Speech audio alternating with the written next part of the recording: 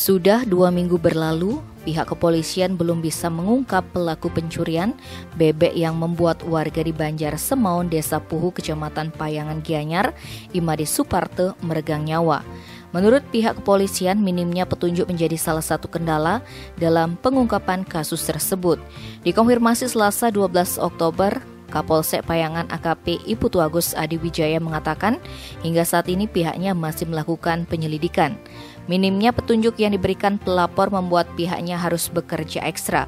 Pihaknya masih menelusuri keterangan pelapor, termasuk plat nomor kendaraan yang digunakan pelaku. Pihaknya telah menyebarkan anggota di lapangan guna menindaklanjuti setiap informasi yang didapatkan. Bahkan pencarian terduga pelaku saat ini sudah mengarah ke daerah Bali Timur. Sebelumnya diberitakan bahwa pencurian ternak bebek dan ayam di wilayah Banjar Semaun, Desa Puhu, Kecamatan Payangan Gianyar sempat meresahkan warga.